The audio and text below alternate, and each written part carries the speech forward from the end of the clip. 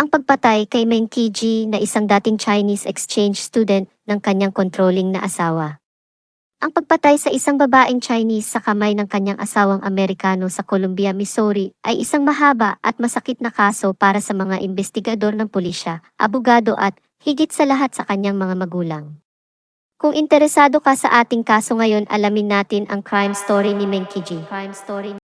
Si Meng Qiji ay ipinanganak sa Xi'an, China, sa ilalim ng one-child policy nito noong April 18, 1991.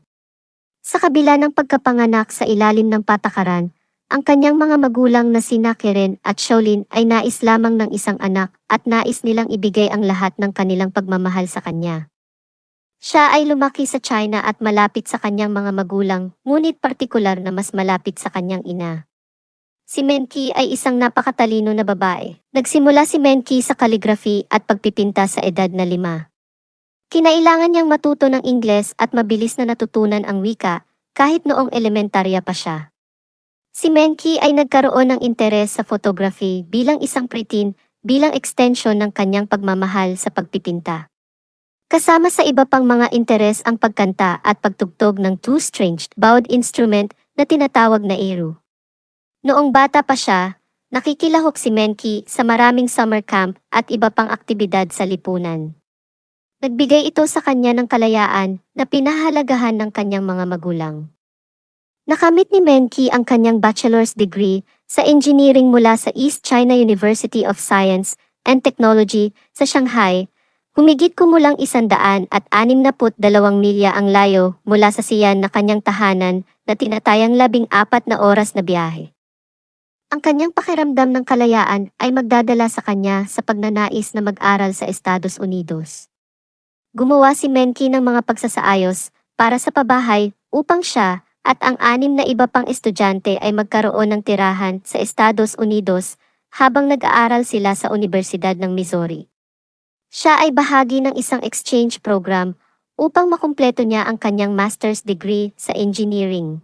Ang student exchange program ay nagbibigay daan para sa mga estudyante sa universidad na palawakin ang kanilang kaalaman sa kanilang napiling pag-aaral mula sa ibang bansa. Nagbibigay ito ng pagkakataon sa mga mag-aaral sa universidad na bumuo ng kanilang karanasan sa trabaho sa pamamagitan ng pagtingin kung paano isinasagawa ang kanilang propesyon sa pag-aaral sa ibang bansa.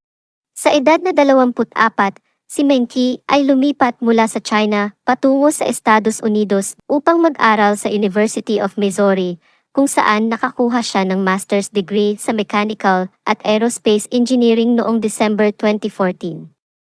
Habang kumukuha ng kanyang degree, nagsimulang magtrabaho si Menki sa isang kumpanya na tinatawag na Nanova, isang dental manufacturing company.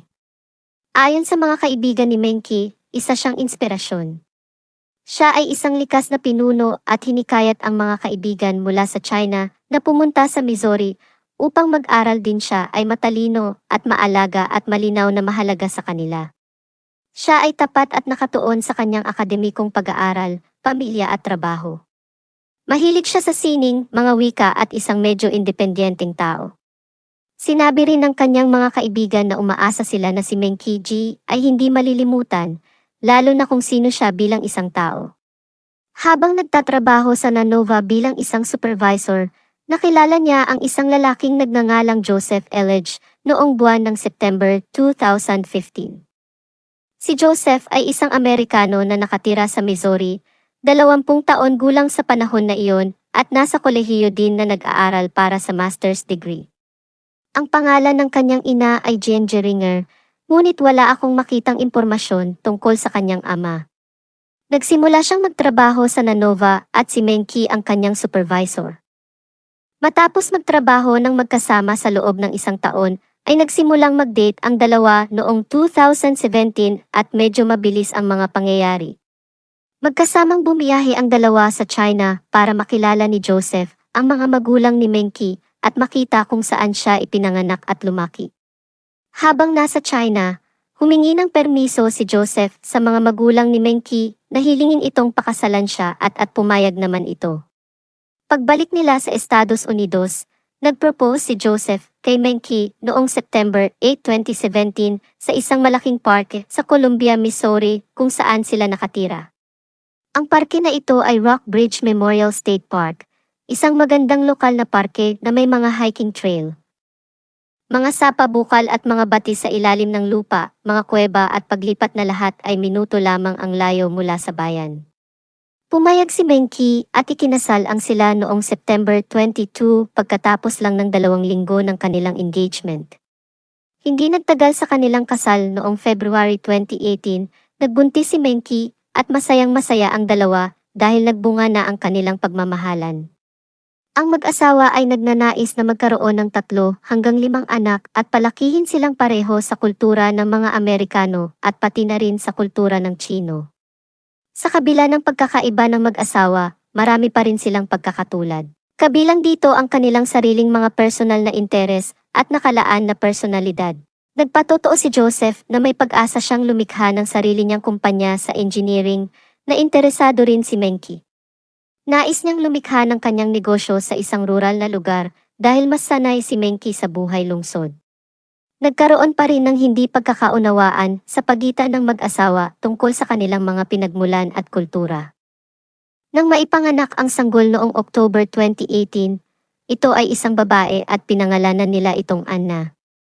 Ang mga magulang ni Menki na malapit pa rin sa kanya ay nagpasya na lumipat mula sa China patungong Missouri upang tulungan ang unang pagkakataon na ina matapos na mahirapan ito sa panganganak. Si Menki ay natapos ang kanyang master's degree at si Joseph ay nagtatrabaho pa rin sa kanya at nag-aaral pa. Hindi gaanong napag-usapan ng mag-asawa ang tungkol sa mga tungkulin sa bahay, ngunit gusto ni Menki na manatili sa bahay kasama ang kanilang anak na babae. Buong pinansyal na sinusuportahan ni Menki ang pamilya sa pamamagitan ng perang natanggap niya mula sa kanyang mga magulang at ang kanyang trabaho sa pagsasalin sa Upworks. Si Joseph ay isang on-campus student at sinubukan niyang huwag iuwi ang kanyang mga gawain sa klase. Kapag wala siya sa campus, nasa apartment siya kasama ang pamilya. Hindi lang ang mga magulang ni Menki ang lumipat mula sa China. Lumipat talaga sila sa apartment ni Menki at Joseph para marami silang maitulong sa kanilang bagong apo. Ang pagtira ng mga magulang ni Menki sa tirahan ng mag-asawa ay nagustuhan ni Joseph noong una, ngunit nagsimulang magbago si Joseph at nawalan ng amor kay Menki.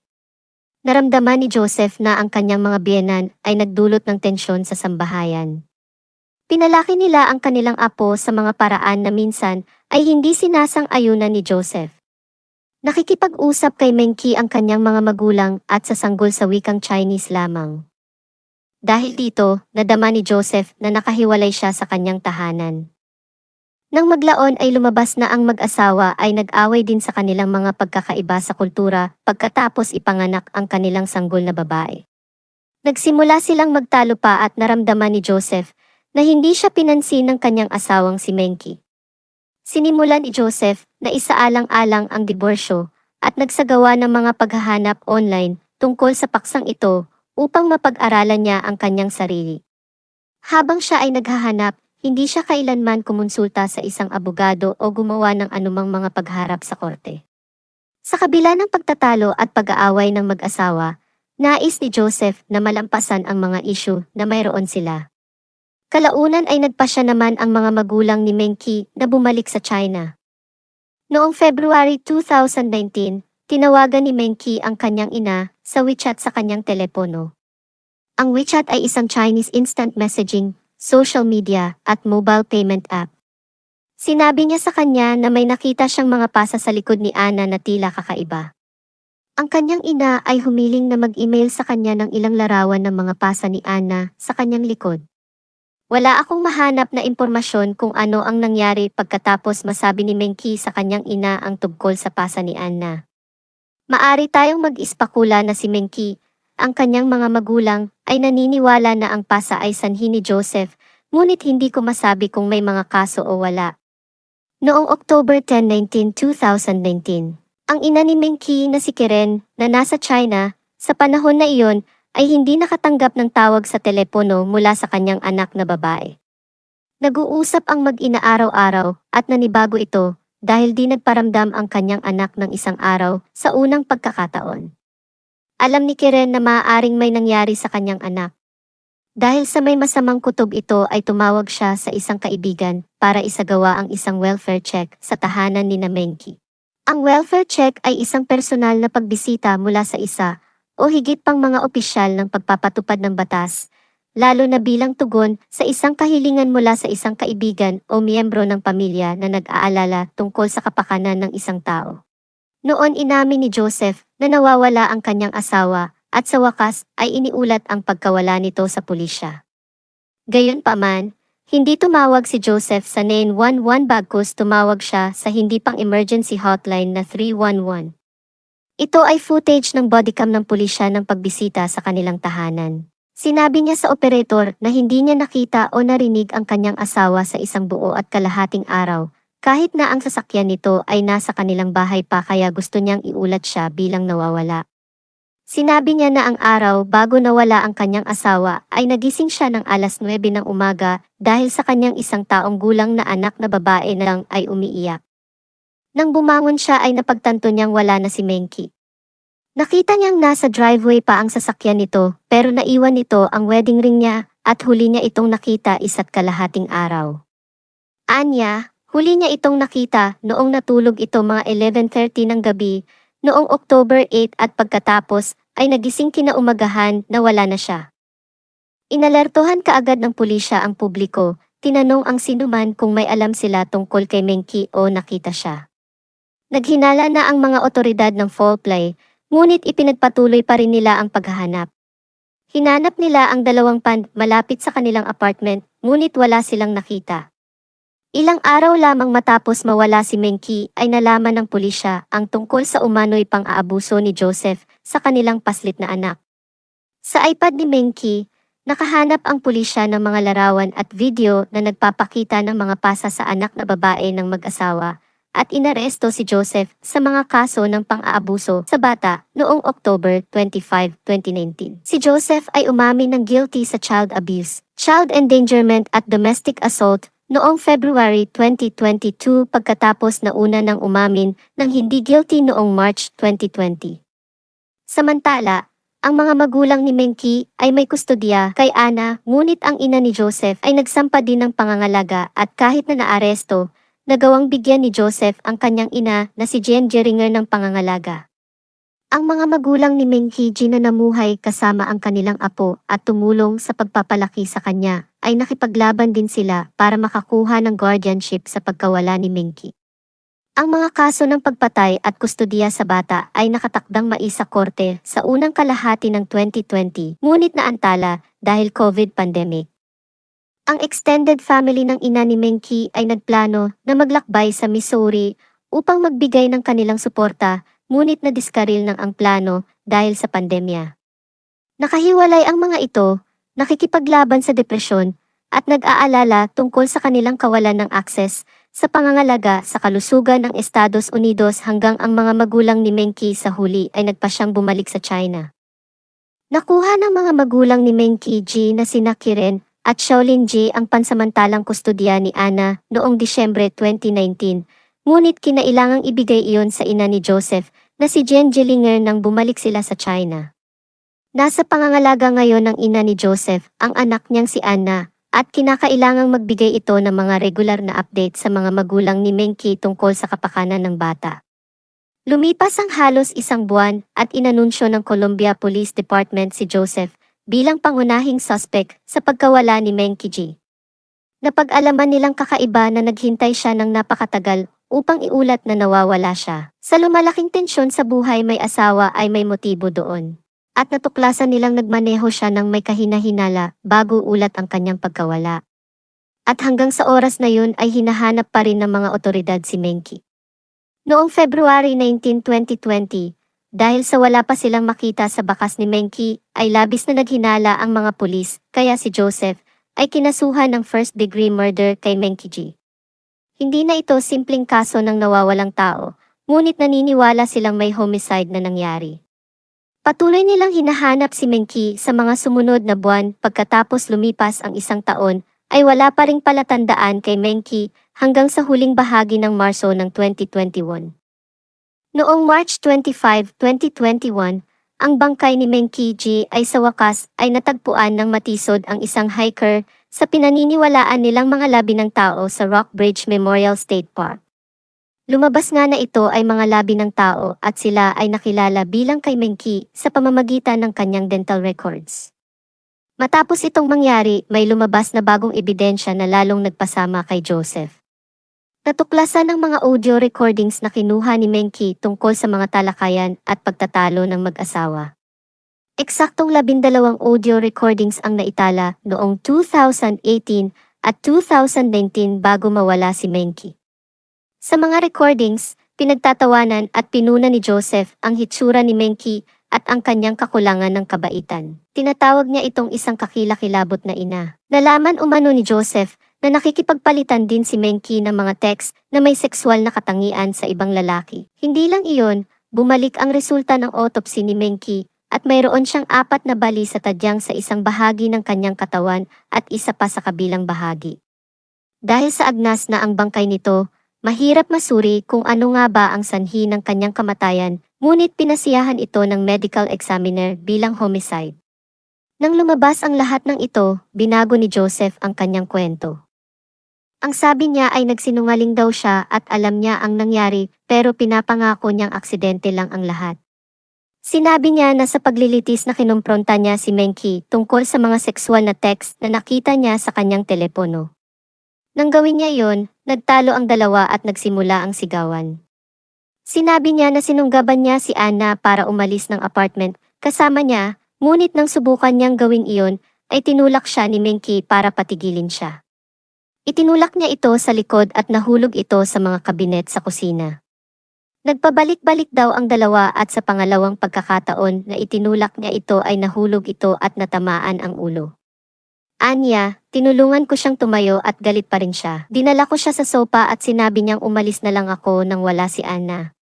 Ganun nga daw ang ginawa niya, umalis siya ng mga 45 minuto tapos umuwi at nadatnan niyang natutulog si Meng Qi sa kama nila. Natulog din daw ito sa kama katabi si Meng Qi at kinaumagahan, sinubukan daw niyang gisingin ang kanyang asawa, ngunit hindi ito tumugon at isa ng malamig na bangkay. Sinabi ni Joseph na hindi siya agad tumawag para sa tulong dahil ang eksena ay mukhang kakaiba at baka pag-isipan daw siya ng lahat na siya ang pumatay sa asawa at tinawag niyang katangahan ang desisyong iyon. Nataranta daw siya kaya inilagay ang katawan ng kanyang asawa sa trunk at si Anna sa kanyang upuan sa kotse at bumalik sa bahay para mag-isip-isip. Pagkatapos ay napagpasyahan niyang magmaneho sa mga lugar tulad ng Jefferson City, Fulton, Ashland at Guthrie, ngunit hindi alam kung saan ililibing ang asawa. Kinabukasan, nagsinungaling si Joseph sa isang kaibigan nang mag-welfare check ito sa kanilang tahanan at sa ina ni Meng Qi tungkol sa kanyang kinaroroonan ito dahil hindi niya alam kung paano niya ipapaliwanag kung bakit niya inilagay ang katawan ng asawa sa trunk ng sasakyan. Kasama ang kanilang anak na babae sa kotse, nagpasya siyang magmaneho patungo sa Rock Bridge State Park. Halos kalahating oras siyang naghukay ng libingan at inilibing ang asawa doon. Ang lugar ay kalahating milya lamang mula sa mismong lugar kung saan siya nagpropose sa asawa. Pinatunayan ng mga record ng cellphone ang kwentong ito pati na rin ang kanyang mga sapatos na may mga buto o dahon ng puno sa ibaba na tumutugma sa mga ito sa parke ng estado. Ang isang pares ng kanyang maputik na bota na may mga karayom sa puno ng juniper ay nag-ugnay sa kanya sa pinangyarihan ng krimen sa pamamagitan ng DNA. Sa testimony ni Joseph, sinabi niya na nagkaroon sila ng kanyang asawa ng mahirap na relasyon dahil sa mga pagkakaibang dulot ng kanilang mga pinagmulan at kultura at ang kanilang magkakaibang paraan ng pakikipag-usap. Napag-alaman na si Joseph ay isang controlling at emosyonal na mapang-abuso sa kanyang asawa, nagbantang ipa-deport siya nito at ibababa siya sa pagsasabing hindi niya naiintindihan ang kultura ng Amerika. Ipinagpalagay ng mga tagausig na sinakal niya ito upang maiwasan ang isang magastos na diborsyo at upang pigilan siyang tumakas sa China kasama ang kanilang anak na babae. Noong November 11, 2021, si Joseph ay napatunayang nagkasala ng second-degree na pagpatay kay Meng Qiji noong November 11, 2021 na ibig sabihin ay hindi nila nakitang premeditated o pinagplanuhan ang pagpatay kay Meng Qi kasunod ng 9 na araw na paglilitis. Ang hurado ay nagrekomenda ng 28 taon na sentensya kasunod ng kanyang paghatol. Magiging karapat-dapat siya para sa parol pagkatapos na mapagsilbihan ang 85% ng kanyang oras sa loob ng bilangguan.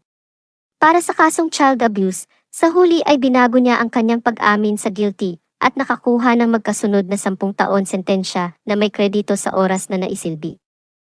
Naghain naman ng apela si Joseph noong Setyembre 2022. Binago niya ang kanyang apela bilang bahagi ng isang plea deal para makakuha ng mas kaunting felony charge kaugnay ng pagpatay kay Menki, tulad ng pakikialam sa ebidensya at higit pa.